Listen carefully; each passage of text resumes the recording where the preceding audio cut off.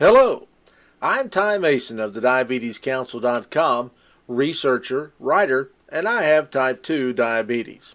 Now I want to emphasize that my perspective is coming from one with type 2 and not type 1 diabetes. Our channel is primarily for those with type 2 diabetes and pre-diabetes. Today, I want to answer the question, what lifestyle changes can I make to reduce my risk of prediabetes? After you watch the video today, I invite you to check out the description box for my new ebook. This is one of the most comprehensive diabetes meal planning books you can find anywhere. It contains diabetes-friendly meals and recipes for different goals such as 800 to 1800 calories per day meal plans, diabetes meal planning tips and tricks. There are also tons of diabetes-friendly recipes for everyone. I almost feel like I'm in the movie Groundhog's Day when I make certain videos because it feels like I've made them before. But the questions are usually just similar, not exact, so I don't mind repeating myself to answer the questions. Now, you can make a few lifestyle changes that will dramatically lower the chances of developing prediabetes, or from prediabetes to type 2. The same changes can also be done to lower your chances of developing heart disease and some cancers as well. The first thing, control your weight. Excess weight could possibly be the #1 factor in developing prediabetes. Being overweight increases the chances of developing type 2 diabetes 7-fold. Being obese makes you 20 to 40 times more likely to develop diabetes than someone with a healthy weight. Now, these are not my opinions. These are facts published by the Harvard School of Public Health. Losing weight can help if your weight is above the healthy weight range. Losing 7 to 10% of your current weight can cut your chances of developing diabetes in half. Turn off the TV, computer, video games, cell phones, and get moving. Inactivity promotes prediabetes. Working your muscles more often and making them work harder improves their ability to use insulin and absorb glucose. This puts less stress on your insulin-making cells. Long bouts of hot, sweaty exercise aren't necessary to reap this benefit. Findings from the Nurses' Health Study and the Health Professionals' Follow-Up Study suggest that walking briskly for a half an hour every day reduces the risk of developing type 2 diabetes by 30%. And more recently, the Black Women's Health Study reported similar diabetes prevention benefits for brisk walking of more than 5 hours per week. Now, this amount of exercise has a variety of other benefits as well, and even greater cardiovascular and other advantages can be attained by more and more intense exercise. Television watching appears to be an especially detrimental form of inactivity. Every 2 hours you spend watching TV instead of pursuing something more active increases the chances of developing diabetes by 20%. It also increases the risk of heart disease by 15% and early death by 13%. The more television people watch, the more likely they are to be overweight or obese. And this seems to explain part of the TV viewing diabetes link. The unhealthy diet patterns associated with TV watching may also explain some of this relationship. Now, I'm not saying don't watch TV and don't watch YouTube videos. I'm saying do so in moderation. You also need to do a dietary tune-up. And there are 4 dietary changes that I think can have a big impact on your risk of developing prediabetes or type 2. Choose whole grains and whole grain products over highly processed carbs. There is convincing evidence that diets rich in whole grain products protect against diabetes, whereas diets rich in refined carbs lead to an increased risk. In the Nurses' Health Studies 1 and 2, for example, researchers looked at the whole grain consumption of more than 160,000 women whose health and dietary habits were followed for up to 18 years. So this is a very extensive study. And women who averaged 2 to 3 servings of whole grains a day were 30% less likely to have developed type 2 diabetes than those who rarely ate whole grains. When the researchers combined these results with those of several other large studies, they found that eating an extra 2 servings of whole grains a day decreased the risk of diabetes type 2 and pre by 21%. Now, whole grains don't contain a magical nutrient that fights diabetes and improves health. It's just the entire package. Elements intact and working together. That's what's important. The bran and fiber in whole grains make it more difficult for digestive enzymes to break down the starches into glucose.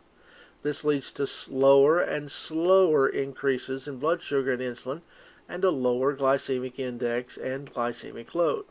As a result, they stress the body's insulin-making machinery less, and so may help prevent diabetes.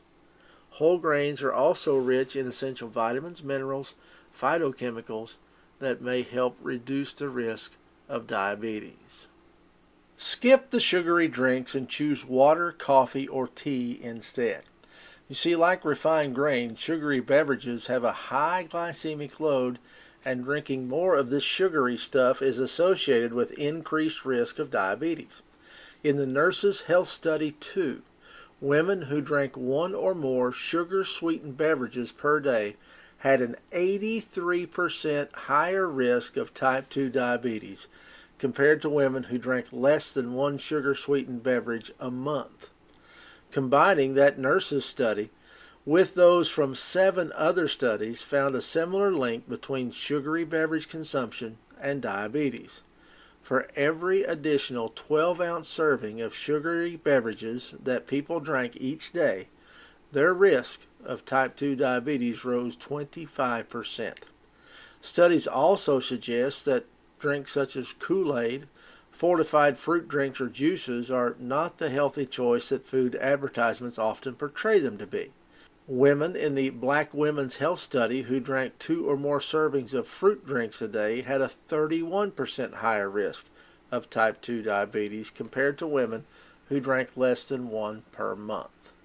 Now, how do sugary drinks lead to this increased risk? Well, weight gain may explain the link. In both the Nurses' Health Study 2 and the Black Women's Health Study, women who increased their consumption of sugary drinks gained more weight than women who cut back on sugary drinks. Now, several studies show that children and adults who drink soda or other sugar-sweetened beverages are more likely to gain weight than those who don't, and that switching from these to water or unsweetened beverages can reduce weight. Even so, weight gain caused by sugary drinks may not completely explain the increased diabetes risk. There is mounting evidence that sugary drinks contribute to chronic inflammation, high triglycerides, and decreased good or HDL cholesterol, and increased insulin resistance, all of which are risk factors for diabetes. So what do you drink instead? Well, to me, water is an excellent choice.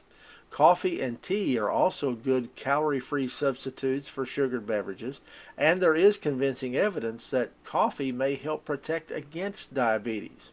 Emerging research suggests that tea may hold diabetes prevention benefits as well, but more research really needs to be done on those 2 controversial statements. Choose good fats instead of bad fats. The type of fats in your diet can also affect the development of diabetes. Good fats, such as the polyunsaturated fats found in liquid vegetable oils, nuts, and seeds, can help ward off diabetes. Trans fats do just the opposite. These are found in many margarines, packaged baked goods, fried foods in most fast food restaurants, and any product that lists partially hydrogenated vegetable oil on the label. Eating polyunsaturated fats from fish, also known as long-chain omega-3 or marine omega-3 fats, do not protect against diabetes, even though there is much evidence that these marine omega-3 fats help prevent heart disease. If you already have diabetes, eating fish can help protect you against a heart attack or dying from heart disease. Finally, limit red meat and avoid processed meat. Choose nuts, whole grains, poultry, or fish instead. The evidence is growing stronger that eating red meat and processed red meat increases the risk of diabetes. The latest support comes from a meta-analysis or statistical summary that combined findings from a long-running Nurses' Health Study 1 and 2 and Health Professionals Follow-Up Study with those of 6 other long-term studies. The researchers looked at data from roughly 440,000 people, about 28,000 of whom developed diabetes during the course of the study.